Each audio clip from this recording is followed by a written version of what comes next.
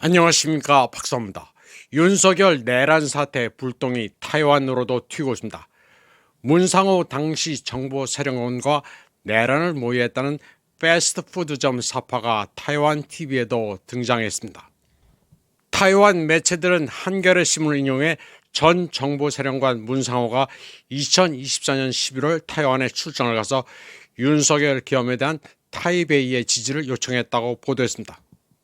한겨레는 지난해 12월 4일 민진당이 수레들을 통해 윤석열이 자유헌정체제를 수호하기 위해 계엄령을 내렸다는 글을 올렸다가 급히 지웠다고 전했습니다. 당시 민진당이 윤석열의 긴급 상태 선포를 지지한다고 한 것은 사실입니다. 당시 민진당은 한국 국회가 친북 세력에 의해 통제되고 있어 남한 대통령 윤석열이 자유헌정체제를 수호하고자 전국적 계엄을 선포했다고 말했습니다. 그리고 타이완 입법원도 야당인 국민당과 민중당이 국방 예산을 삭감하고 위헌 행위를 일삼고 있으며 대법관을 마비시키고 재정개혁법을 마구 고치는 횡포를 부리고 있다고 주장했습니다.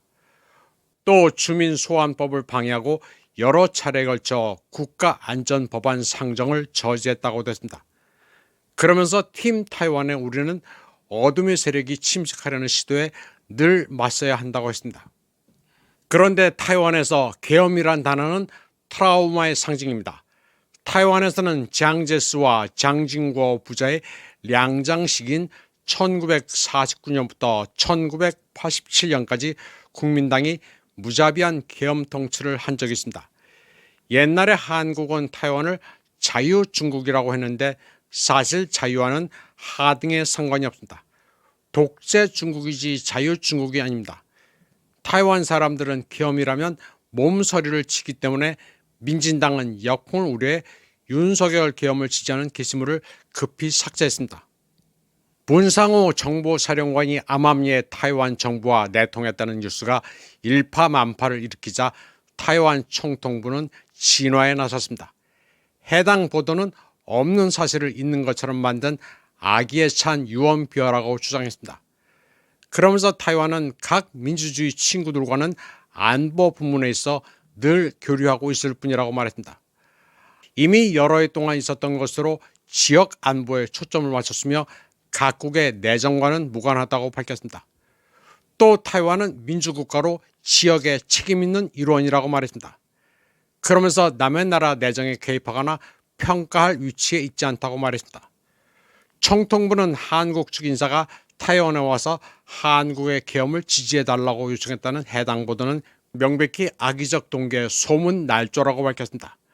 그리고 정부 차원에서 고도의 유감을 표한다면서 정정 보도를 요구한다고 말했습니다. 타이완은 지금 한겨레 보도로 난립니다. 타이완의 시사평론가 추이 박사는 윤석열의 외환죄에 타이완이 연루됐다는 게 무슨 소리냐면서 민진당 당국이 전말을 철저히 밝혀야 한다고 외치고 있습니다. 그는 한국의 윤석열이 문상호 정보사령관을 보내 라이칭더 정권에 한국이 곧 계엄령을 발동할 것임을 알렸다는데 그게 사실이냐고 따졌습니다. 타이완의 유명 시사평론가 차이정유에는 타이완 당국이 한국의 정보 권한이 타이완에서 계엄 지지를 하지 않았다고는 하면서도 그가 왔다는 것을 부인하지는 않는다고 말했습니다. 그는 그러면서도 타이완 정부가 하필이면 민감한 시점에 한국 정보 관원의 방문을 수용해 뭘 논의했는지 참 기이한 일이라고 말했습니다. 차이정유에는 한국의 정보 관원이 분명히 타이완의 군사정보국장을 만났을 것이라고 분석했습니다. 그는 그러면서 민진당은 계엄 선포를 하는 한이 있더라도 타이완 독립을 추구하고 있다고 비판했습니다. 차이정유에는 민진당의 타이완 독립 추구는 사이비 종교와 같은 수준으로 지고무상의 가치를 지닌다고 말했습니다. 나치즘과 파시즘의 방식을 동원할 수 있다고도 했습니다. 중국과의 전쟁도 불사하면서 국민을 대포밥으로 내몰 수 있는 게 민진당 정권이라고 비판했습니다. 그는 그러면서 민주당이 칭야오, 허이숑이라는 극단적 하부 조직을 양성하고 있다고 설명했습니다. 칭야오, 허이숑은 젊은 군사 매니아로 구성되는 조직으로 서바이벌 게임을 하면서 중국이 쳐들어오면 맞서 싸우자고 바람을 잡는 일종의 완장 부대입니다. 지금 타이완의 정치는 극도로 혼란스럽습니다. 타이완 집권 민진당은 7월 26일 주민소환 투표를 실시합니다. 민진당은 이를 통해 국민당의 31석을 무효화하려 하고 있습니다. 야당에서는 일제히 이게 성공할 경우 7월 27일부터는 민진당의 독재가 시작된다고 아우성입니다. 로이터 통신은 주민소환 투표의 즈음에 중국이 제야 세력을 지지한다고 보도했습니다. 국민당은 친중이 아니라면서도 중국의 지원을 바라지 않는다고 밝히고 있습니다. 국민당은 대륙과 원만하게 지내자는 편입니다. 타이완은 없는 돈에 우크라이나를 지원하면서 중국과 극한 대립을 하고 있습니다. 그리고 중국과 무역을 하거나 유학을 하는 사람들이 많은 현실을 도외시하고 있습니다. 또 중국 대륙 사람들과 결혼한 사람들도 많은데 대륙 출신 배우자들에게 중국 국적을 버리라고 강요하고 있습니다. 뿐만 아니라 중국과 관계가 조금이라도 있으면 불순분자로 보고 감시를 강화하고 있습니다. 타이완에서는 지금 왕년의 골수 친민진당 성향의 사람들도 등을 돌리고 있습니다. 대표적으로 격투기 체육관 관장을 하는 천즈한이 그렇습니다. 그는 차잉원 시기 빨갱이를 때려잡자는 대규모 시위를 벌였던 인사입니다. 그러나 민진당의 실정과 독재 행태, 그리고 중국과 군사대처로 전쟁 위험을 불러오는 상황에 들고 일어났습니다. 천즈한은 이란 이스라엘 전쟁에서 테헤란이 날린 미사일이 20분 만에 텔아비브를 박살냈다면서 중국이 유사시 미사일을 발사하면 2분 만에 타이완에 도달한다고 말했습니다. 양안 전쟁이 나면 불과 2분 만에 타이완은 항복하게 된다면서 중국을 자극하지 말라고 목소리를 높였습니다.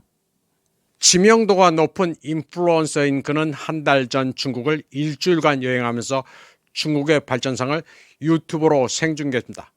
당시 중국 네티즌들의 호응은 엄청났습니다. 유튜브 생중계 동시 접속이 30만이었으니 상상을 초월했습니다. 거의 모든 동영상의 조회수가 200만을 훌쩍 넘었습니다.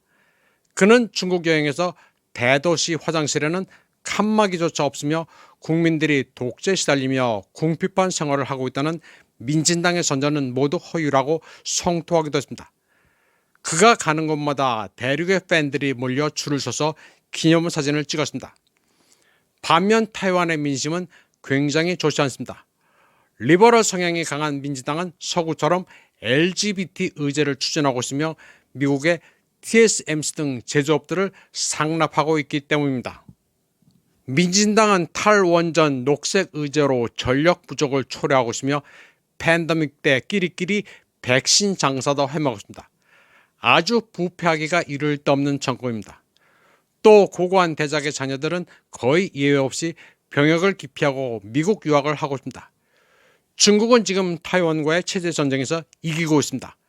천즈한의 여행을 통해 중국을 접한 타이완 사람들은 중국이 오히려 타이완보다 생활 수준이 높고 개인의 자유도 더 있다고 여기고 있습니다. 이런 가운데 타이완 정부는 또 사고를 쳤습니다. 이스라엘의 뚠컨치, 이스라엘 정착지에 의료시설을 건설하는데 돈을 기부하겠다고 한 모양입니다. 정착지를 중국어로는 뚠컨치라고 합니다.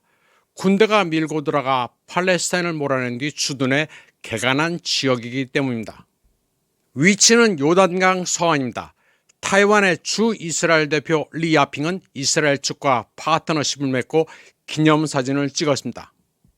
이스라엘 매체는 리 야핑 대표가 사마리아의 비냐민 지구를 방문해 의료기관을 짓는 데 재정 기부를 하기로 했으며 외국 정부로서는 처음 있는 일이라고 보도했습니다. 이와 관련해 타이완 외교부는 인도주의 차원에서 협상을 하고 있는 것은 맞지만 아직 돈을 준 상태는 아니라고 밝혔습니다. 그런데 돈을 아직 줬든 안 줬든 이는 미친 짓입니다. 국제사회는 이스라엘 팔레스타인 영토 강제 병합을 불법으로 규정하고 있습니다. 이스라엘이 무자비한 세력을 저질러 빼앗은 땅에 이스라엘을 위해 돈을 기부한다는 것은 제정신이 아닙니다. 이스라엘은 지금 가자지구에서 팔레스타인인들을 굶겨 죽이거나 구호품을 준다고 유인해 폭격을 하거나 기총소설을 가하고 있습니다. 타이완 사람들은 정부가 민생을 지원하기는커녕 없는 돈에 유대인을 돕느냐고 난립니다. 타이완의 여러 평론가들은 지금까지 유엔은 물론 서방과 미국조차도 이스라엘 정착지에 인도주의 명목으로 돈을 주는 나라는 없다고 성토하고 있습니다. 세계 어느 나라도 이스라엘의 정착지 무력 점령을 합법적으로 간주하지 않는다는 것입니다. 또 이스라엘은 타이완보다 국민소득이 2배나 많은 부자 나라인데 가진 것도 없는 타이베이가 왜 그런 멍청한 짓을 하느냐고 성토하고 있습니다. 국제사회에서 이스라엘의 이미지는 바닥인데 타이완이 왜 거기에 묻어가려 하는지 모르겠다고 입을 모으고 있습니다. 아마도 타이완의 이스라엘 지원 움직임은 미국이 팔을 비틀는 게 아니고서는 설명이 되지 않습니다. 한국의 소위 보수 기독교계도 똑똑히 알아야 합니다. 재미삼아 사람 죽이는 이스라엘군은 십자가 군병이 아닙니다. 성조기와 이스라엘 국기를 두고 이 나라를 구해달라고 시위하는 모습은 이제 안 봤으면 좋겠습니다. 이번 방송은 여기까지 하겠습니다. 시청해주신 여러분 감사합니다.